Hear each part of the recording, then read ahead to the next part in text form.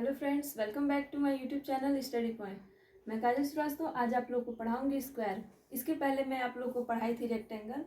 Mensuration के बारे में पहले मैं आपको रेक्टेंगल बताई हूँ, उस पर एक वीडियो मैंने कुछ क्वेश्चन के भी कराए थे, आगे और भी कराऊंगी। पहले हम जानते हैं स्क्वायर के बारे में कि वर्ग क्या होता है, वर्ग को इंग्लिश में क्या कहते हैं। देखिए, वर्ग को इंग्लिश में बोलते हैं स्क्वायर, ठीक है। तो चलिए देखते हैं कि वर्ग, पहले हम आपको बताते हैं वर्ग क्या होता है।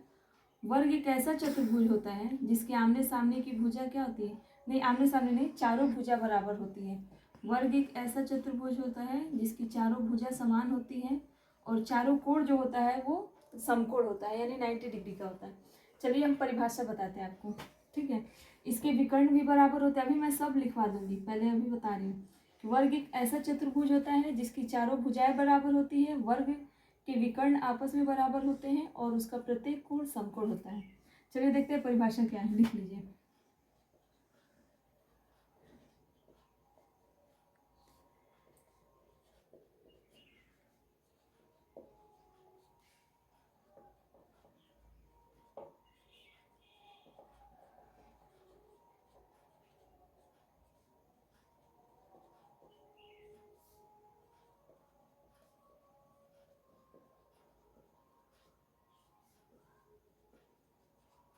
जिसकी सभी भुजाएं आपस में बराबर होती हैं।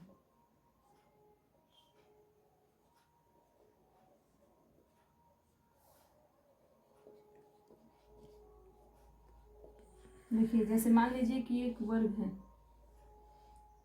इसका हम कोई नाम भी दे देते हैं, ए बी सी डी। अगर ये हमको पता है कि ये 5 सेंटीमीटर का है तो ये भी कितना होगा, उतना ही होगा, यानी चारों भुजा जो है वो कितना होगा, 5 सेंटीमीटर, यानी 5 सेंटीमीटर चारों ही होंगे, ठीक है। और आयत में जो मैं आपको बताई थी उसमें क्या होता था कि सिर्फ आमने सामने की भुजा बराबर होती थी।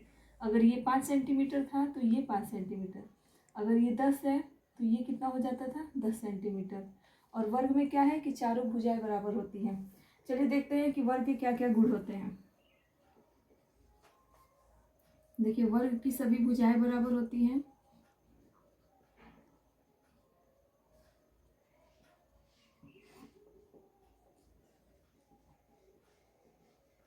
सभी भुजाएं बराबर होती हैं, यानी हम लिख सकते हैं ए बी बराबर, ए बी इक्वल टू क्या, बी सी।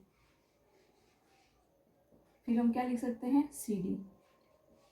और फिर ए डी लिखिए या डी ए लिखिए, एक ही बात है।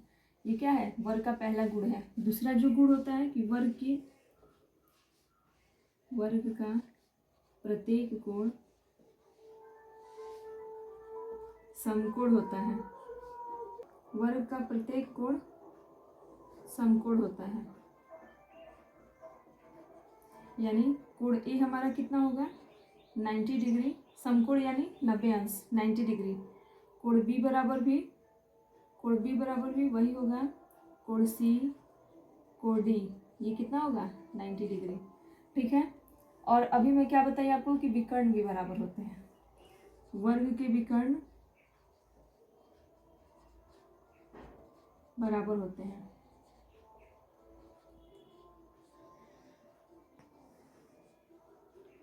यानी जो इसमें विकर्ण होगा बी डी बराबर ए सी, यानी ए बी डी बराबर ए सी बराबर हम क्या लिख सकते हैं, बी डी।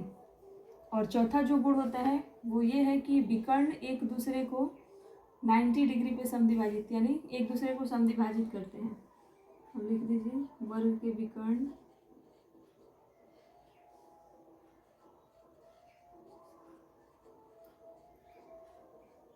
एक दूसरे को समकोण पर समद्विभाजित करते हैं।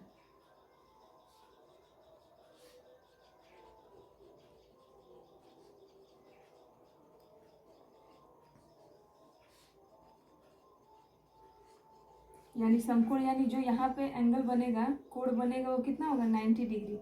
अगर यहाँ पे कोई हम नाम लिख देते हैं ओ, तो हम क्या लिख सकते हैं, ओ ए बराबर ओ सी, ओ ए बराबर ओ सी। और इसका क्या लिख सकते हैं, ओ बी बराबर ओ डी।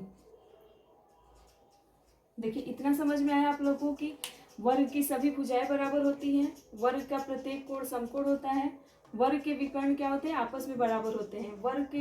वर्ग का विकर्ण एक दूसरे को समकोण पर समद्विभाजित करता है।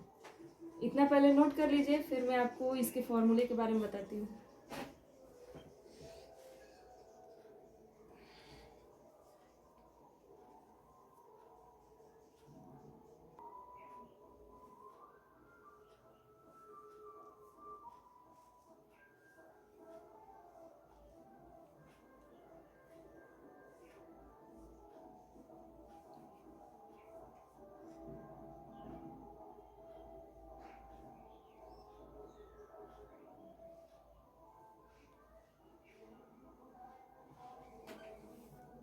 मैं अभी आपको इसके फॉर्मूले के बारे में बताती हूँ। इसका फॉर्मूला जो इम्पोर्टेंट होता है वो कौन कौन सा होता है।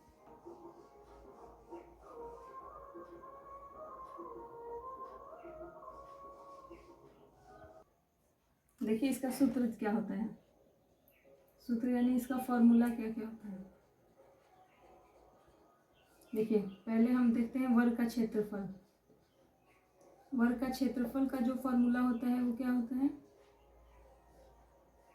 भुजा गुणे भुजा, यानी क्या लिख सकते हैं? भुजा का स्क्वायर। देखिए मान लीजिए ये वर्ग है, अगर हम यहाँ पे a लिख दें तो ये सभी a हो जाएगा, तो हम यहाँ पे क्या डायरेक्ट a स्क्वायर भी लिख सकते हैं। ठीक है, ऐसे याद करने में आसानी होता है। भुजा का स्क्वायर। अब देखिए वर्ग का परिमाप। वर्ग का परिमाप क्या होता है? वर्ग का परिमाप होता है 4 गुणे भुजा, क्योंकि परिमाप तो सभी भुजाओं का योग होता है। भुजा यानी √2a। फॉर्मूला नोट कर लीजिए, फिर मैं आपको नेक्स्ट वीडियो में इस पर कुछ क्वेश्चन सॉल्व करा दूंगी, जिससे अच्छे से समझ में आ जाएगा। मिलते हैं अपने नेक्स्ट वीडियो।